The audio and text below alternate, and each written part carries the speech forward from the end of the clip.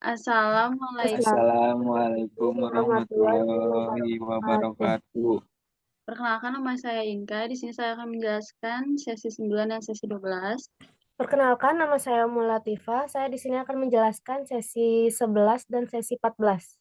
Maka nama saya Alvin Ihsan Sayadi. Saya akan menjelaskan sesi 10 dan 13.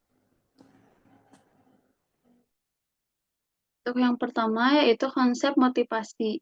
Motivasi terbentuk dari adanya interaksi antara individu dengan situasi yang dihadapi. Motivasi bukanlah sebuah sifat pribadi, namun lebih ke dorongan seseorang untuk bekerja atau mencapai suatu tujuan. Teori isi motivasi ada 4. Yang pertama adalah teori hierarki kebutuhan Maslow, yang meliputi kebutuhan fisiologi, kebutuhan rasa aman, kebutuhan ikatan sosial, kebutuhan ego percaya diri, dan yang teratas kebutuhan aktualisasi diri. Yang kedua ada teori IRZ, Aldefer. Yang pertama adalah eksistensi needs. Yang kedua ada relate needs. Dan yang ketiga adalah grow needs. Selanjutnya ada teori kebutuhan MC Silen, yaitu kebutuhan akan pencapaian, kebutuhan akan afiliasi, dan kebutuhan akan kekuasaan. Yang terakhir ada teori motivator Hygiene Herberg. Frederick Herberg berpendapat bahwa faktor-faktor yang mempengaruhi kepuasan dan ketidakpuasan bekerja itu ada 2, yaitu motivator dan faktor hygiene. Teori proses motivasi itu terbagi menjadi 3. Yang pertama ada teori keadilan.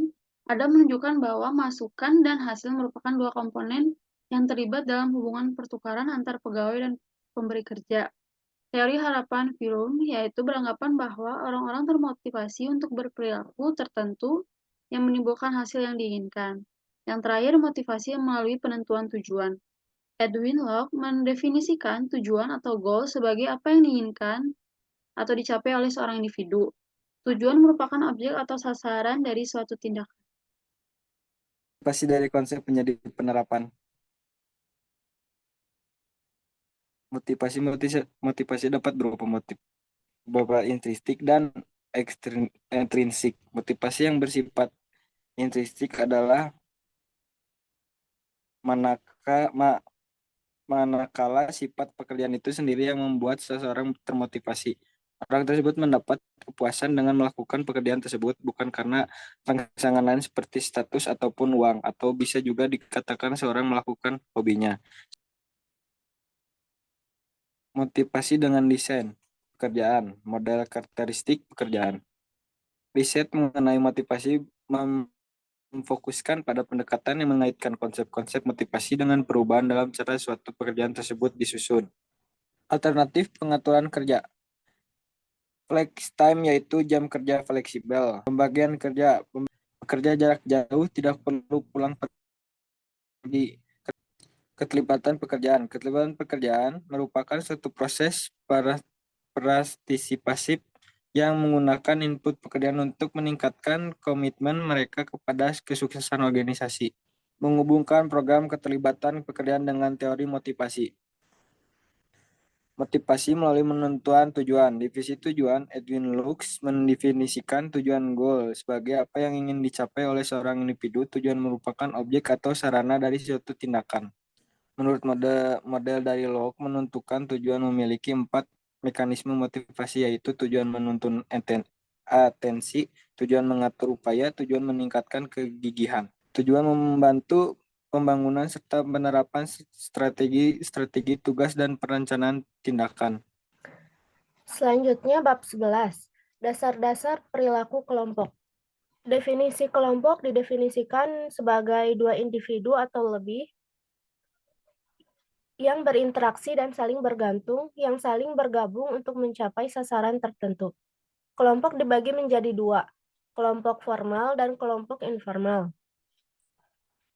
Tahap-tahap perkembangan konflik. Yang pertama, tahap pembentukan. Kedua, tahap timbulnya konflik. Ketiga, tahap normalisasi. Keempat, tahap berkinerja. Dan kelima, tahap pembubaran. Hal-hal mengenai kelompok ada norma, kekohesifan, ukuran, status, dan peran. Struktur dan tim kerja. Yang pertama, hubungan antar status. Yang kedua ada status dan pola interaksi manusia. Tim kerja adalah kelompok yang usaha-usaha individualnya menghasilkan kinerja tinggi daripada jumlah masukan individual.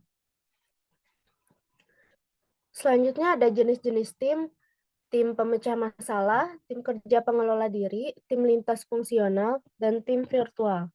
Jadi kesimpulannya, perilaku kelompok merupakan respon-respon anggota kelompok terhadap struktur sosial kelompok dan norma yang diadopsinya. Jadi ketika sebuah kelompok memasuki dunia organisasi, maka karakteristik yang dibawanya adalah kemampuan, kepercayaan diri, penghargaan kebutuhan, dan pengalaman masa lalunya. Banyak teori yang mengembangkan suatu anggapan mengenai awal mula terbentuknya kelompok, mulai dari anggapan adanya kedekatan ruang kerja maupun tempat tinggal mereka, sampai kepada alasan-alasan praktis. Yang selanjutnya ada memahami kerjasama tim. Pengertian tim kerja.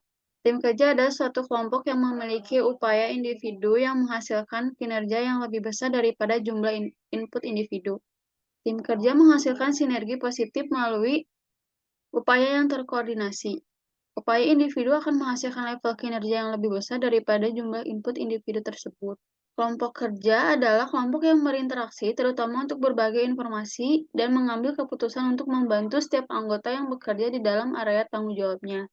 Kelompok kerja yaitu bersifat yang pertama untuk memenuhi kebutuhan informasi, yang kedua natural atau terkadang negatif, yang ketiga individual, dan yang keempat kinerjanya acak dan bervariasi. Cara menciptakan tim yang efektif meliputi beberapa aspek. Yang pertama, membangun kepercayaan dan saling menghormati. Yang kedua, sebagai leader harus memfasilitasi komunikasi di antara anggota tim. Yang ketiga, menanamkan sikap saling memiliki. Dan yang terakhir, pengkajian performa tim dan balik. Mengubah individu menjadi pemain tim, yaitu dengan 3 cara. Yang pertama, seleksi. Yang kedua, pelatihan. Dan yang ketiga, penghargaan. Tujuan bekerja dalam tim, yang pertama ada kesatuan tujuan. Yang kedua, efisiensi dan efektif. Fungsi dan manfaat bekerja dalam tim yaitu terbagi menjadi 2, ada manfaat bagi organisasi dan manfaat bagi anggota. Komunikasi. Komunikasi adalah suatu aktivitas penyampaian informasi, baik itu pesan, ide, dan gagasan dari suatu pihak ke pihak lain.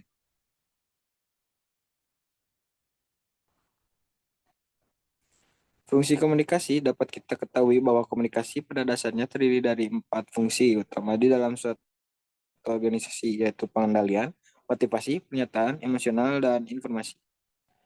Arah dalam komunikasi. 1.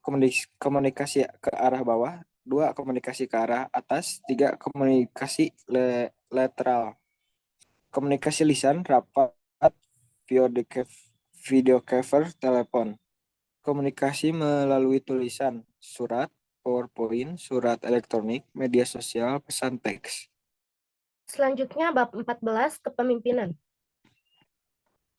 Definisi kepemimpinan.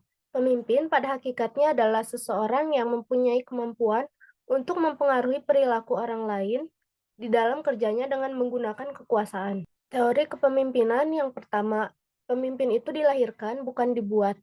Kedua, pemimpin ada karena situasinya memungkinkan ia ada. Ketiga, kepemimpinan terjadi karena adanya kelompok orang-orang dan melakukan pertukaran dengan yang dipimpin. Dan yang terakhir, kepemimpinan itu dapat dilihat lewat perilaku organisasi. Tipe kepemimpinan. Yang pertama ada tipe otoriter. Yang kedua, tipe laissez-faire.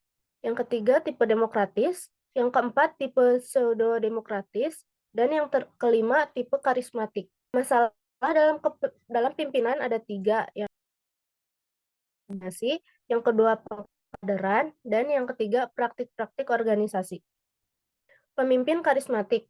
Pemimpin karismatik adalah pemimpin yang mempunyai pengaruh dan visi yang dapat dikomunikasikan kepada orang lain.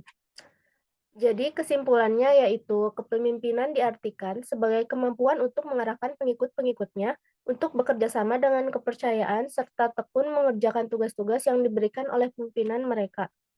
Kepemimpinan dapat juga diartikan sebagai kemampuan seseorang mempengaruhi dan memotivasi orang lain untuk melakukan sesuatu sesuai tujuan bersama. Sekian dari kami, maaf apabila ada kesalahan.